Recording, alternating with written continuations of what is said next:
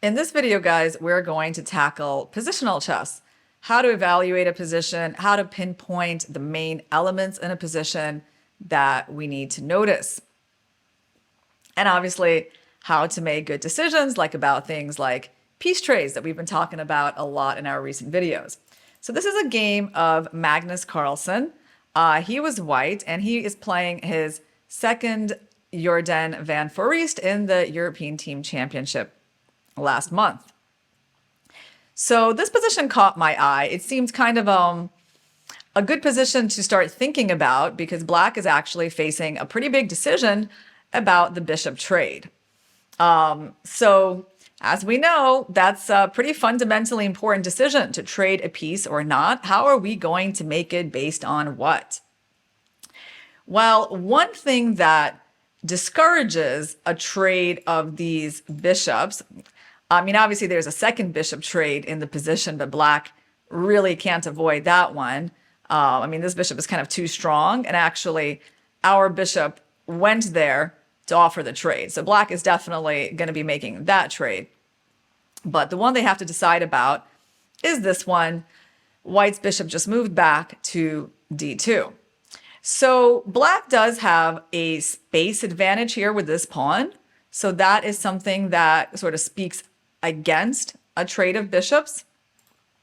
Although, as pieces come off the board, this pawn, the white-black space advantage is not necessarily going to be a very big deal. The other thing that really is a strike against the bishop trade is the fact that it's helping white build harmony, right? So you're really developing their queen to its best possible square, and you're helping their rook come to the open file. So this kind of position, I mean, it's not a disaster for Black. Black can also bring their rook to the open file. Now we need to trade bishops because they're about to capture our bishop. We're going to have a problem with our rook. So takes, something like queen d7, and white is going to insist on ownership of the open file. So with those three pieces attacking, it is very hard for us to hold on to the open file. We have to give it up and play some position like this, which the computer doesn't evaluate as like some kind of a disaster for Black because Black is quite solid and white has no clear infiltrations on the open file. As you see, all these squares are controlled by Black's pieces.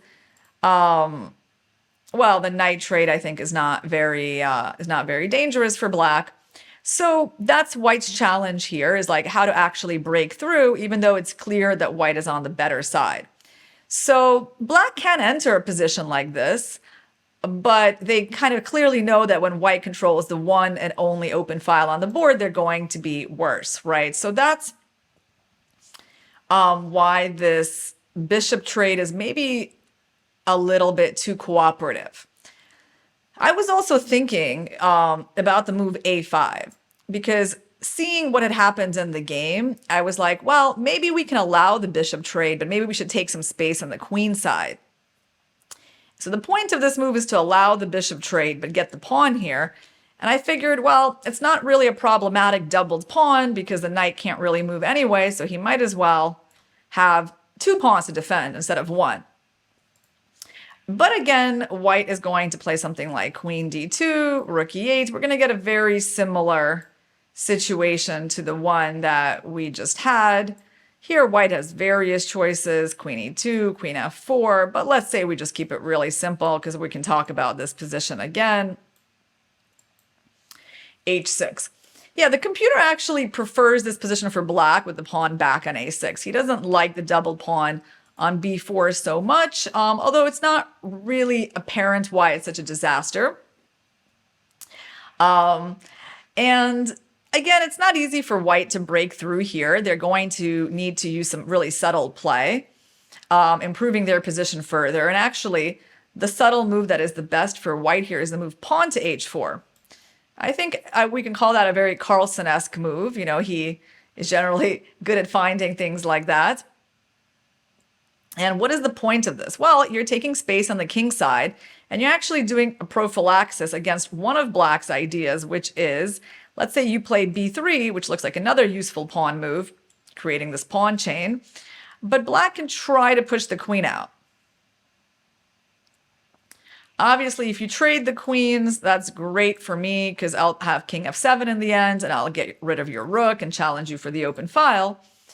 And basically, what I want to do is either bring in my king to help me challenge for the open file, or I actually am willing to play this move g5. I can't do it just yet because you are going to win my pawn in f5. But if I go g5 and get rid of your queen, then I can challenge for the open file and count on equalizing the game. So black has these kinds of radical ideas with the pawn pushes that white would be well served to notice. So this move h4 is a prophylactic move against that, because now in f5 you can go queen f4, and I just don't have rook e8 as it's going to lose me the f5 pawn. So white is better because black cannot challenge for the open file. I mean, until black solves that fundamental problem of his position, which is that white is controlling the open file, black is not going to be equal. And of course, white can play moves like b3 at some point. It's a nice solid move, and they can improve their position, perhaps with the move h5 as well. And, the pawn in f5 is a weakness. So that's a position that black, I guess you can say black can try to hold a position like this, but it's not a lot of fun, right? White risks nothing. White can improve, and black has like a lot of issues to solve here. So basically, trading the bishops, the dark squared bishops, means it's going to be very hard for black to challenge for the e-file. Right. So the right approach is keeping the bishops on the board because it keeps white more cramped. You're not helping this queen develop, and you're not helping them go rook e1.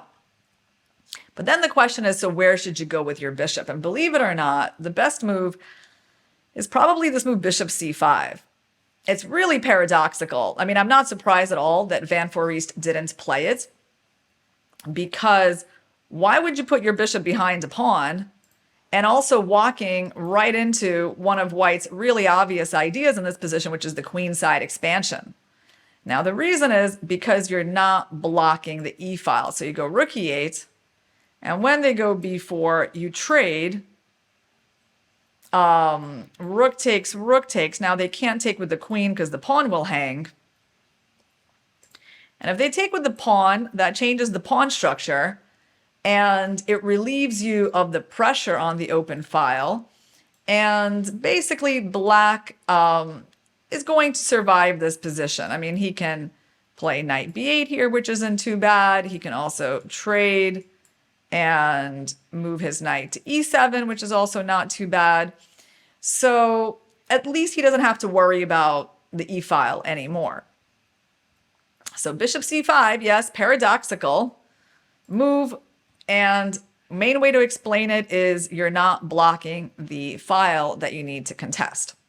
But Van Foreest, he played bishop e7, which is still the right idea, keeping the bishops on the board. It's just maybe not as easy for him to challenge for the e-file.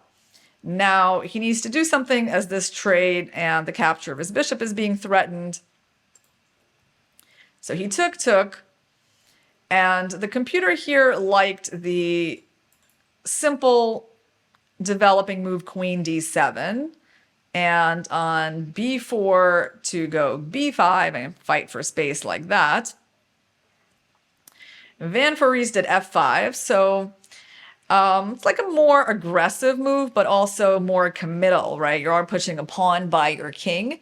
He tries to get rid of the rook. And then he can still try queen d7, but he put his bishop here. It's kind of a solid square for the bishop, but also kind of passive, right? When you're staring into your dark squared pawn. That was one of the reasons that, like, for me, it was not so obvious whether these bishops should be traded or not, because I kind of thought, well, you can keep the bishop, but your main pawn, which is never going to move, is on a dark square. So that's going to limit the bishop, right? So that's what made that decision not completely obvious, even though it is better to keep the bishops. But, there's a price to pay. There's a price to pay for having a pawn on the same color as your bishop. So white goes b4.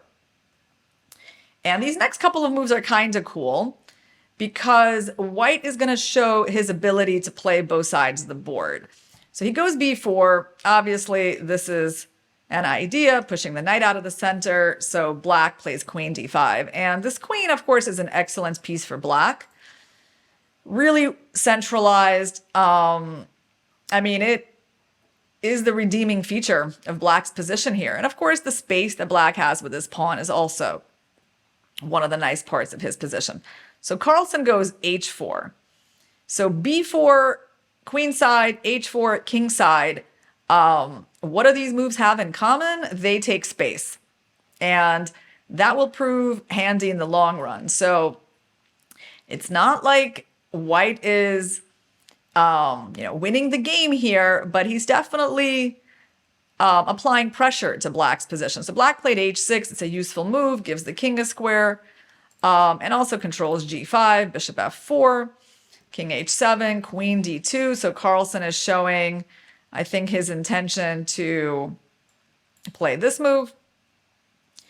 And here Van Foreest kind of lashed out again with a very concrete move, which is okay, but the computer preferred just the calm rook f7, actually preparing after rook e1, bishop e7, and attacking that pawn with a decent position for black.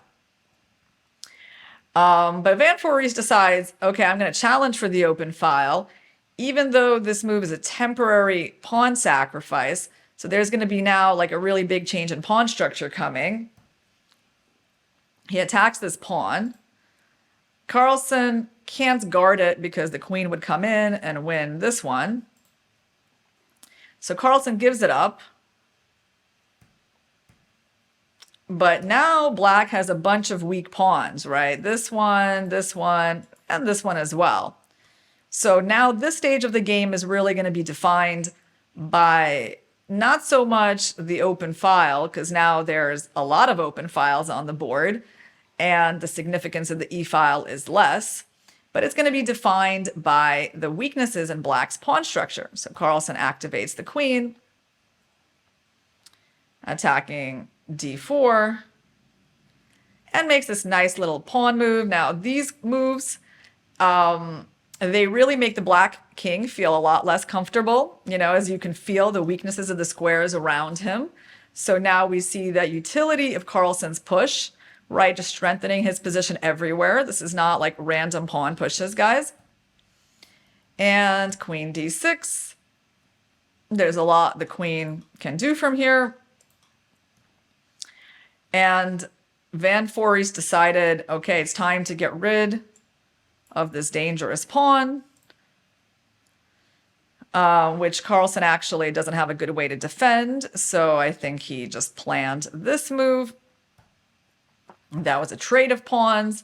Still, black has these weaknesses, so he tries to trade the queens. And even in the end game, there is pressure against those pawns. So it looks like, maybe black shouldn't lose this position, but he did wind up losing it. Maybe white should have immediately played g4. He plays king f1 first. Perhaps black should have tried h5 to stop g4, just to not let white put all of his pawns on the ideal squares. This move, rook d7, I do find it rather depressing. It's kind of like, why? Why does the rook need to be there? Like, what is the point of overprotecting this pawn? I really didn't like that move, but, maybe he was in time trouble. That's what produced it. And then Carlsen gets to position this pawn ideally, in the sense that now these are stuck on dark squares. They can't move. You can't kick away the knight. And yeah, that was unfortunate, I think, to allow that. So basically, black's pieces are very passive here. This is what happens when you have weaknesses. Your pieces need to guard them, right? And that bishop that black wound up keeping, again, he's just performing a defensive role here. Okay, he tries to trade off one of the pawns. king g2, king g6, and Carlsen starts maneuvering the knight because he's got these beautiful outposts in the center for the knight to go to. So let's just take a look at this part of the game. Black, again, there's not much he can do as Carlsen improves the position.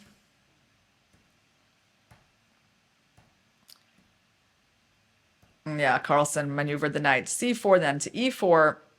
And the final mistake here, maybe he should have just stayed like that, but he traded the bishop, and that allows the white king to come up, targeting g4.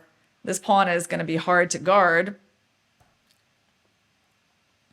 And also, winding up with a knight on a7 like that is very sad. So if the knight moves, then there's a check on b5. The king gets sent back. Eventually black will just lose these pawns, right? It's just too many weaknesses. He goes here, king takes.